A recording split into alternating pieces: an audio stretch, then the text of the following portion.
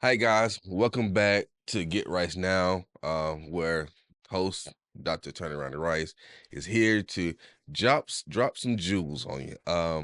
For you guys who've been following me, once again, I can't thank you enough for the comments, the follow, shares, the well wishes, things of that nature. I'm definitely up on the amends. Um, you know, for my lift to God's ears. Um, so today, let's jump right on in. Let's talk about the let's get some words of wisdom for aspiring business or business owners and entrepreneurs. And I say business owners and entrepreneurs specifically. There are two different people, two different entities, yada yada yada. Entrepreneurs typically are people who are self-employed. They're not always self-employed, but most times self-employed.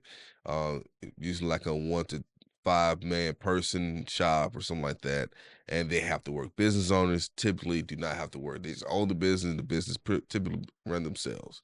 And so, the reason why I'm talking about this topic, and for everybody who knows me, usually I'm talking about topics that I've gotten a call, I've done a consultation, I'm actively on a project helping this person with this, or helping NC with this, what have you.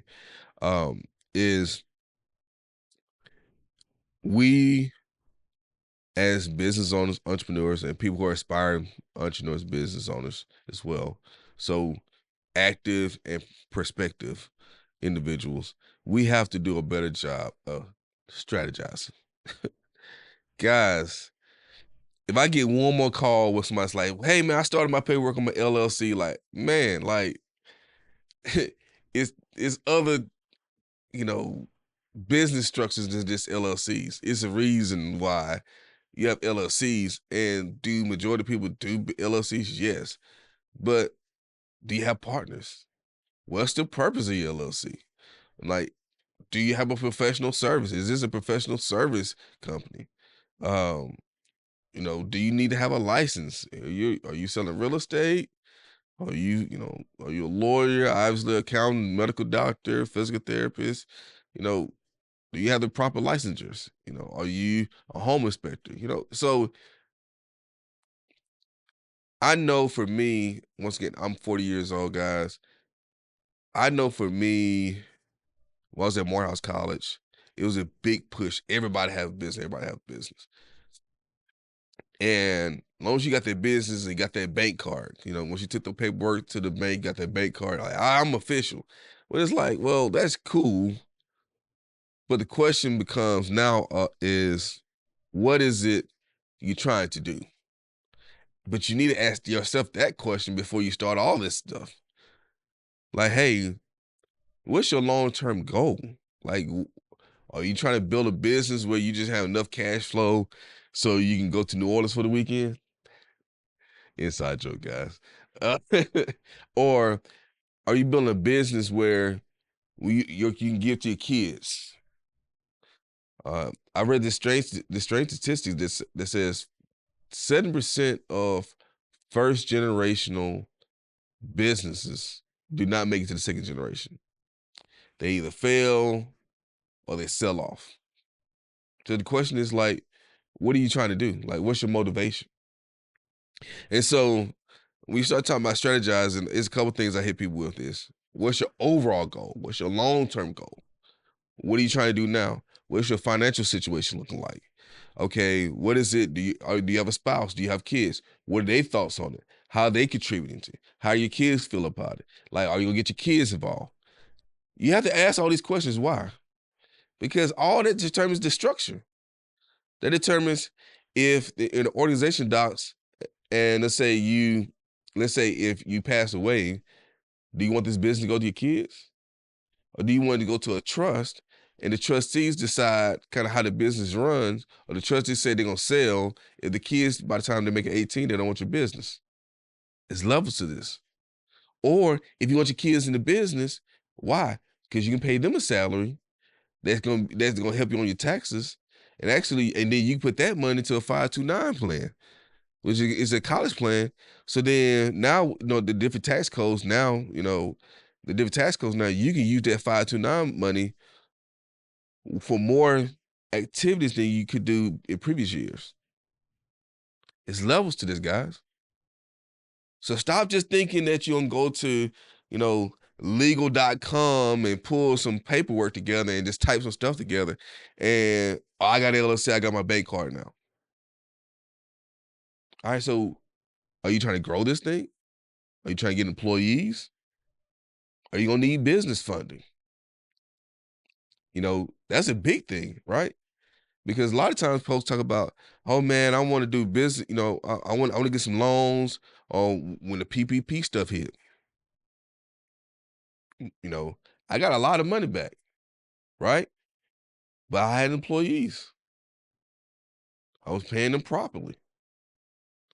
Yeah, folks going to jail that took that money and bought Lamborghinis and Ferraris. I took that and actually like infused that and helped grow my business. Some people start taking trips. They going to the DR, they going to Africa, they going to Spain, they're doing all this stuff. It's like what how serious are you? Let's talk about these principles. Let's talk about these, I always go back to biblical principles. Let's talk about these biblical principles where you need to save, invest in yourself, invest in your business. Because who you are today is gonna be different who you are 3 years from now.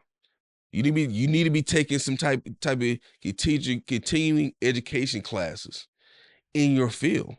If you serious about what you're doing, you need to be going to 2 to 3 conferences a year in your field. Like for me, I'm going to a podcast conference tomorrow. I'm a lawyer, guys. But if I want to actually develop this podcast and I actually want to help people, it behooves me to see what skills and skill sets that I probably need to know. Not just how can I get more listeners, stuff like that, which that's all good. I'm all for that. No, I take all the listeners, whatever. But at the same time, it's more about being effective. It's about what's your purpose. Because I don't have to do a podcast. I don't have to do a YouTube channel to be a lawyer or to have my consultant or have my other business interests. I don't need to do this. This is something that I want to do. So once again, I go back to what I said about all the beginning. Hey man, what are you trying to do? Strategize, guys. Let's stop doing things at the the seat of our pants by the seat of our pants. Let's stop doing that, man. We have, excuse me, we have more access to information. We have more access to capital. We have more access to people like me who are lawyers who have experience in business. When you can call me, I don't charge consultation fees. I'm probably thinking about starting doing it now, guys, by the way. So depending on when you're hearing this, guys, I might start here with that consultation fee because, boy, y'all loading the boy up. I mean, my team has grown tremendously, and I'm in the process of hiring some more lawyers, yada, yada, yada, because it just, y'all ain't playing with your boy. Y'all ain't playing. I love y'all, by the way. So if you don't take anything else from from this YouTube show, this actual segment, what is the most important thought or thing you need to do with starting a business? And that needs to be strategizing. Sit down with some friends, sit down with your colleagues, sit down with your bankers, sit down with your accountants, sit down with your pastor, sit down with your spouse, first and foremost, your kids, your family. Strategize about this thing, because they're going to determine how you structure all this stuff. So with that being said, I'm sorry. I feel like I went on an extremely random tangent. And I feel like y'all going to let me have it in the comments. So guys, subscribe, like these videos, man. Tell me how I'm doing. Think about bringing some guests on, man. To kind of, bring another layer to this, right? Bring another layer to this thing. Um, uh, if you have any questions, give me a call, shoot me a text 205-222-9815. Subscribe, like. We love you guys. You guys have a blessed day.